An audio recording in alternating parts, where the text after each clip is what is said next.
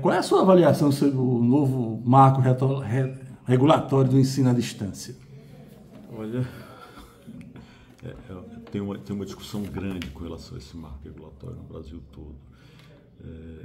Eles mudaram basicamente tudo que tinham, eles eliminaram alguns cursos que tinham no ensino à distância por dizer que não era presencial. Na prática, o que acontece? O Brasil nunca teve um curso 100% à distância. A legislação ela obriga a ter pelo menos a prova presencial. Então, se tem algum componente presencial, os cursos de saúde, eles sempre tiveram todo o seu componente prático presencial. Então, as aulas que os alunos tinham em laboratório, que tinham no campo de prática, em hospital, no caso de fisioterapia, em clínicas, tinham que ser aulas presenciais. A mudança que teve agora na prática, ela foi criar um novo modelo. Foi criar o que eles chamam de semipresencial, que tem uma carga horária presencial maior do que tinha no ensino ou mínima definida por lei do que tinha no modelo anterior.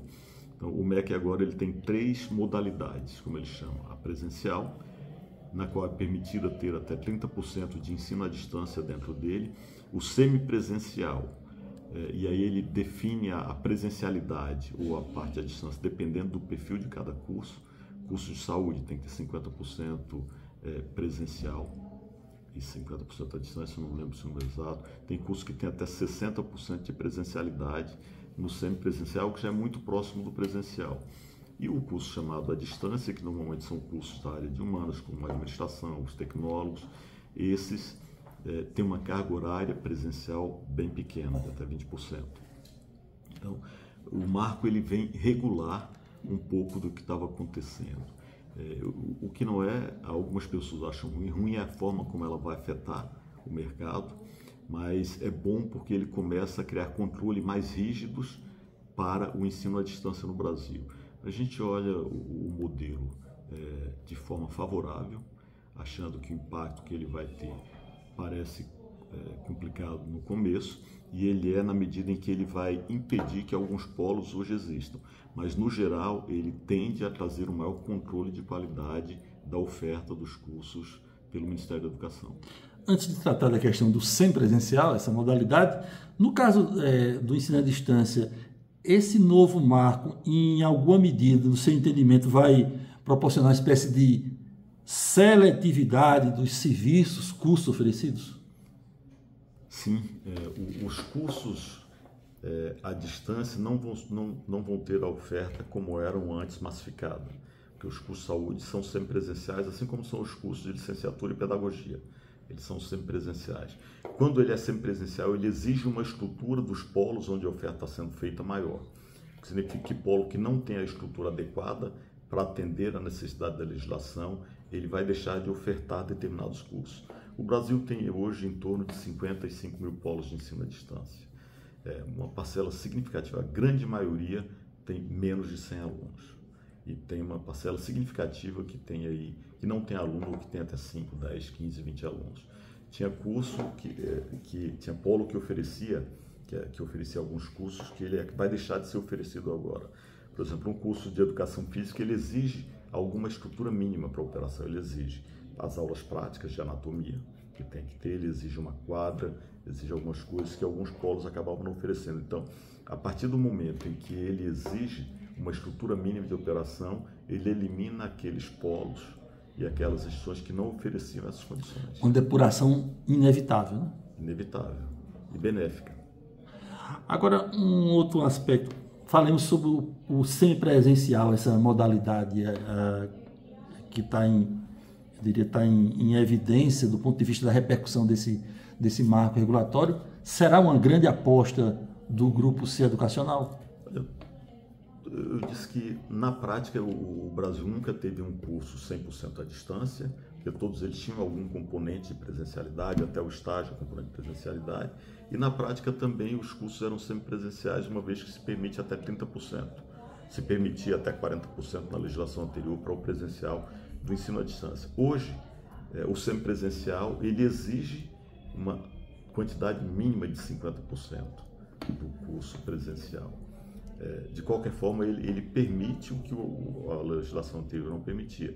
Ele permite, nessa modalidade, que as instituições que têm essa modalidade aprovada, elas possam ofertar em outros polos que não a sede do seu curso, o curso semipresencial. A diferença de ano passado é que eu tinha um curso presencial que poderia oferecer até 40% de ensino à distância dentro dele, mas só no local onde ele foi aprovado. A modalidade agora do semipresencial permite que outros polos que não o local onde ele foi aprovado seja ofertado o curso semipresencial. Claro que agora o MEC tem que aprovar polo a polo a operação desses cursos. O ser educacional vai fazer, ou está gradualmente fazendo uma opção por locais mais funcionais, em locais de grande movimentação e fluxo de pessoas, é isso? Não, isso acontece para o presencial. A mobilidade é um fator importante para o aluno. O aluno, ou ele estuda perto de casa ou perto do trabalho. Em geral, o aluno não trabalha num lugar, vai para outro bem distante para estudar e depois para casa. Ele busca o meio do caminho que facilite o acesso, porque o transporte é caro no Brasil. Às vezes o aluno chega a pagar de transporte quase metade do valor da mensalidade, às vezes até mais.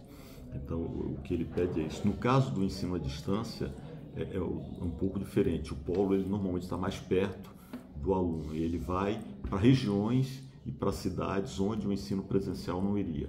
Ele vai para cidades menores. Então, o ensino à distância, ele permite isso. Para um país do tamanho do Brasil, ter o ensino à distância, ter o semipresencial, é importante para interiorizar ainda mais o ensino superior. É muito fácil a gente levar uma instituição de ensino para uma cidade do tamanho de Patos, mas é muito mais difícil levar para uma cidade do tamanho de Santana dos Garrotes. Então, o ensino à distância permite isso, com a redução do custo que tem, a diluição do custo do presencial em todos os polos menores, você permite que uma estrutura menor, uma cidade menor, tenha acesso ao ensino superior. Na sua opinião, o que é preciso ser reavaliado ou rediscutido no que diz respeito aos instrumentos de avaliação que tem o Ministério da Educação sobre os cursos superiores, por exemplo? Eu acho que o Brasil ele tem uma legislação de avaliação do ensino superior bastante madura. O modelo ele começou há muito tempo, ele vem amadurecendo. Eu acho que basta cumprir a legislação. O Brasil ele tem até uma certa dificuldade de aprovar cursos novos e faculdades novas, leva tempo. Por exemplo, para aprovar um curso como a gente aprovou em Patos de enfermagem, nós precisamos ter a estrutura pronta para 2 anos de operação do curso, o que significa que o investimento daquele curso tem que ser feito antes de ter nenhum aluno em sala de aula.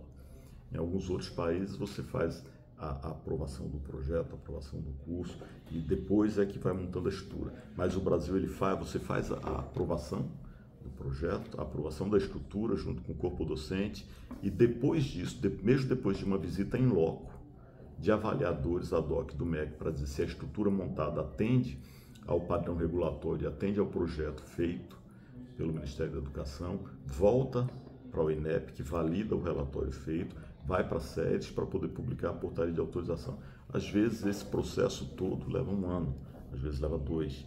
Então, para você começar um curso novo no Brasil, um curso regulado como o curso de enfermagem, você tem que ter pelo menos 2 anos de estrutura pronta para receber a visita de avaliação e pode levar aí mais pelo menos 6 meses depois de estar com tudo pronto para iniciar a operação. Eu diria que a regulação ela é um pouco rígida até do ponto de vista de aprovação, ela é rígida do ponto de vista de avaliação, que a cada 3 anos o MEC volta para avaliar, para fazer uma renovação do reconhecimento daquele curso para saber se a condição de oferta é a mesma que foi aprovada. Tem o ENAD, tem o CPC, tem uma regulação bastante forte, um modelo de avaliação bastante forte. Eu acho que ele precisa ser cumprido e no processo de aprovação talvez ele possa ser mais simples.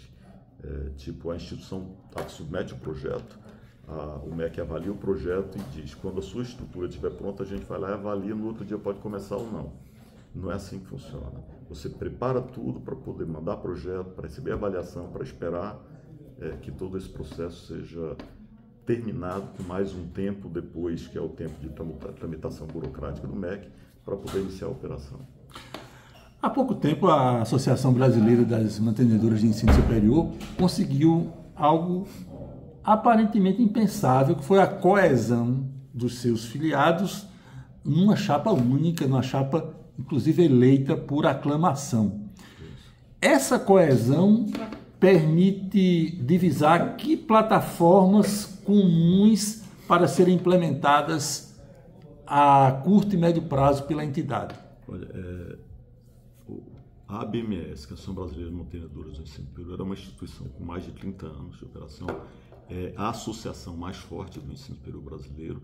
Teve agora, voltando para a presidência, o professor Janguier, ele é o presidente, ele que montou e conseguiu trazer para a chapa diversas entidades do ensino superior brasileiro com a proposta de defender o fortalecimento das instituições, com a proposta de defender que a legislação seja cumprida para todos e que se possa ter um mínimo de segurança para planejamento. O que acontece hoje no Brasil é que a legislação educacional ela muda com muita frequência.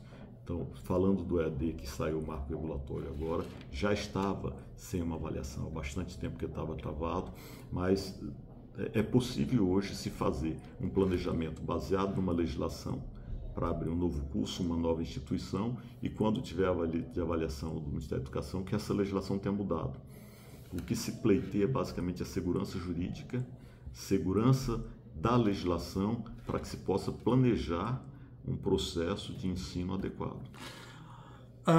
Há poucos dias foi publicado um levantamento pela grande mídia mostrando uma correlação preocupante entre inadimplência junto às instituições de ensino superior privadas e uma sangria para alunos dessas instituições que estariam desviando parte desses recursos para as chamadas BETs.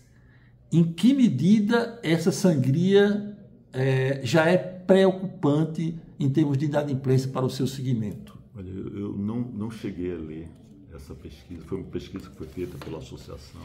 Eu vi rapidamente os resultados que foram publicados nos jornais. Aparentemente é preocupante, não só para a gestão de ensino, mas para qualquer setor de consumo no Brasil. E como interiormente essa satisfação de receber essa honraria que é a cidadania da segunda maior cidade da Paraíba? Eu sou paraibano, eu sou de Santana dos Garrotes. Para mim é uma grande alegria estar recebendo esse título. Eu já me sinto meio campinense ou campinagrandense, dependendo do time que se torce. Tem essa discussão aqui, essa brincadeira que se faz, mas eu me sinto já um cidadão. Nós estamos presentes com a Uninasal aqui desde 2007. Eu venho com frequência à cidade para acompanhar o nosso projeto de desenvolvimento. Recentemente a gente teve o curso de medicina aprovado, estamos na segunda turma. Então, receber essa honraria em função do trabalho que a gente realiza com educação, com a formação profissional e com o desenvolvimento da cidade, me deixa muito feliz e muito agradecido. O senhor citou há pouco suas origens em Santana dos Garrotes. E com qual frequência e como acontece esse mergulho periódico, esse reabastecimento emocional na cidade de Natal? Olha, eu tenho ido muito pouco lá. Eu saí de lá, eu tinha pouco mais de 1 ano e meio. Meus pais buscando condições melhores de vida para eles e para a família. Eles já tinham 4 filhos na época, foram para o Mato Grosso, depois para Rondônia, onde eu cresci. Voltei para estudar em João Pessoa, quando terminou na época o 1º grau. Não tinha o 2º grau na cidade que eu morava. Enquanto eu estava em João Pessoa, eu ia com frequência. Estive há pouco mais de 2 meses em Santana dos Garrotes para visitar, dentro de um projeto que a gente tem de abrir uma unidade lá em Santana dos Garrotes, dentro do projeto Mais Médicos, que deveria ter saído o resultado do mês em junho, não saiu, mas a gente sempre resgata as nossas origens. Eu diria que ao valorizar as nossas origens, ter as raízes profundas no solo onde crescemos, é que nos mantém firme para continuar com o propósito que a gente tem. E o professor Janguier montou um instituto lá, que se chama Instituto Janguier Diniz, para você ter ideia. O Instituto Janguier Diniz, ele dá bolsa de estudos para todos os alunos que terminam o ensino médio em Santana do Garrotes e que nasceram em Santana dos Garrotes. Hoje já foram oferecidas até hoje mais de 700 bolsas de estudos para todos os santanenses. Muito obrigado pela entrevista e ter aberto esse espaço na sua agenda para conversar conosco. Eu que agradeço. É um prazer estar aqui falando com você.